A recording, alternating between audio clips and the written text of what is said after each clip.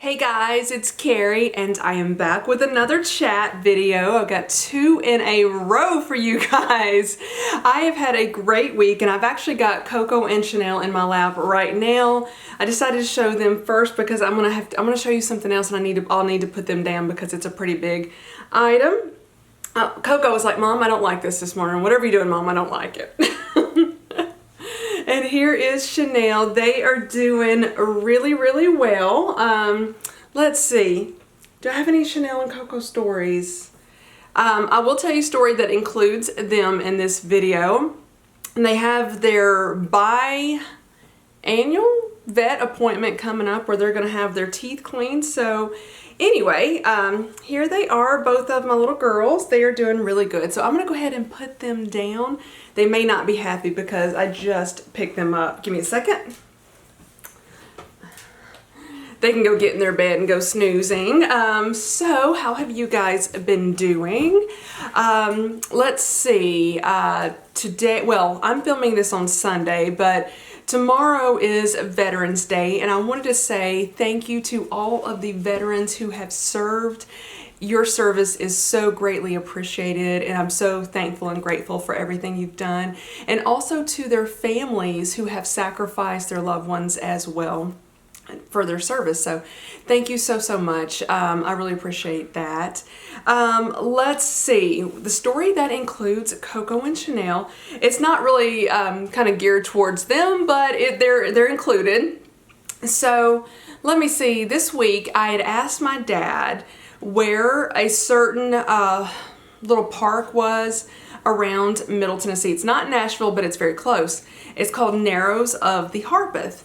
And he's like, "I don't know where that is, but I want to go." So we decided we would go on Saturday. So he and I went together and we took Coco and Chanel. So that includes them.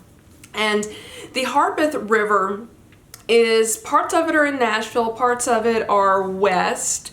And the part that he and I went to along with the girls was called Narrows of the Harpeth, and I believe it's considered in the town of Kingston Springs, which I think is Cheatham County. It's a different county, just a little bit west of Nashville, not very far at all. So if you're in the Middle Tennessee area, I highly recommend going. It was beautiful. I would say there was this one part of it where there is this rock that is like it's clear of almost all trees. It's way up high, and if you're scared of heights, I wouldn't do this. But I felt safe doing it, but there's like no railing up, so you do have to be careful. But it's got this overlook, and it's absolutely gorgeous. And I will go ahead and insert a couple of the photos that I took, because I will be posting those on Instagram in the coming weeks. I'm trying to remember to do a photo a day. So I just put up, I'm still doing some of my DC photos because I keep forgetting to post every day. So I think I've got 1 or 2 more from DC left, and then I've got some gorgeous ones from Radnor Lake that I was super pleased to be able to get because of the beautiful fog that was sitting on the lake the morning that I took those photos. So I've got those that I want to post, then I'll post these. But just to give you a sneak peek of what I'm going to post, I will probably insert a couple in this video. So just as a little bit of a caveat, I would say the hike was not difficult whatsoever. However, just so you know, if you have like difficulty walking or balancing because there was some steep stairs, or if you have a heart condition, I would not recommend it whatsoever. But my dad and I, neither one of us are in shape. He's got kind of a bad knee. He had his knee replaced a few years ago and has had a little bit of trouble with it ever since. I had to help him down a little bit, and I was like praying he wouldn't fall because I knew there was no way I could hold him up. But I was like, "You can kind of lean on me and I'll help you," and just like, let's hope he doesn't fall. And he didn't. So I had one small injury to my right knee. Speaking of knees, I did scrape it on a rock. I didn't fall or anything, but the steps or some of it is steps and some of it is literally just rocks. They're pretty steep, and so I had to take a big step up, and as I was doing that, I scraped my knee, but Other than that, we had a great time. It was absolutely beautiful. And then it's about a third of a mile, and it's not straight up. I don't think I even got really winded. And there's plenty of places where if you just want to, you can just stop and sit down. So went up some pretty steep steps, and that was probably, I would say, almost the roughest part of it. There's no handholds, but we were fine. The girls did it just fine. They only had to be helped a couple of times because they are so short, but overall they did great. So after you get up these steps they were pretty steep, it flattens out and you just go straight for a while, and it was an easy walk, not bad at all. The trail's pretty good. Not a lot of tree roots or rocks you can trip on. There are a few, but I didn't notice that many. It could be the reason I didn't notice that many was because the leaves were falling a lot yesterday. We went on Saturday, and the trail was kind of covered in leaves.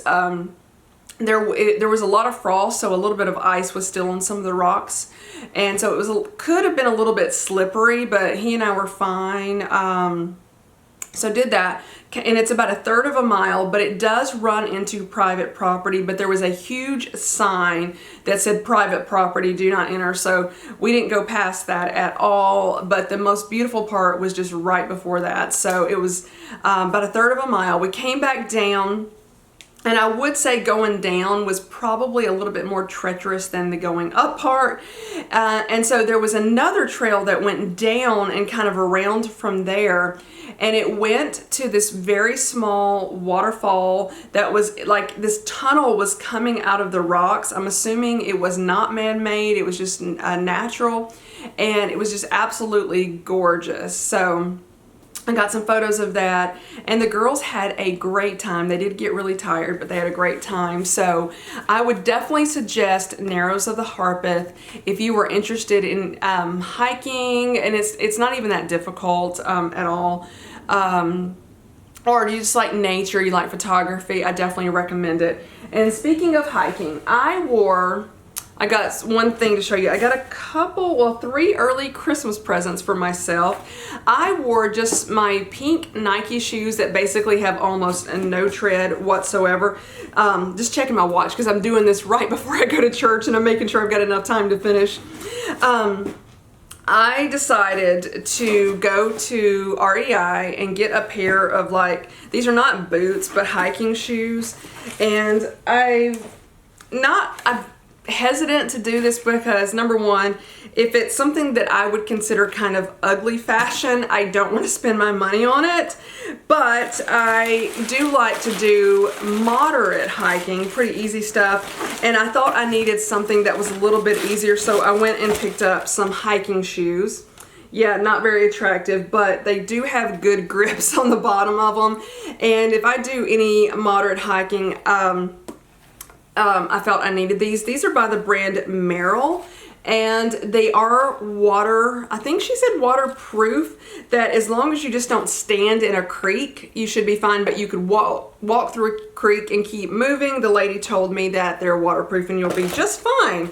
We shall see that. I don't know how deep that creek would need to be. I suspect if it comes up over your ankles, your shoes are going to get wet regardless. So if you're curious, the cost of those was $120 US. I know.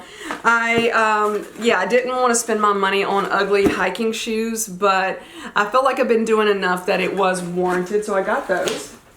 Then I wanted to go look at this other store that was kind of across the street from REI, and it was Home Goods, I believe. I didn't buy anything in there, but I saw, I'm going to mispronounce the store, but I'm looking at the box, Le Creuset. I probably mispronounced it. I had no idea it was there, and I was like, I've got to go in. I love my Dutch oven. And I didn't realize this was actually an outlet store.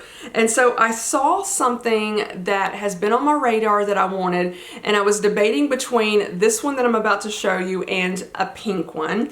They did not have pink in the store at all because this is an outlet store, but this one I almost bought last year, and it was 50% off. So I got another little item that goes with it. So let me grab this.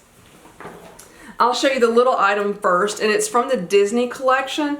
So this is 2 Disney ramekins, and the original price was $50. And so I got these for $25. There is a black one right here. And you can do like mac and cheese in these, like a little cobbler or something. So there's the red one. So these are stoneware. It's very good quality. I love the brand.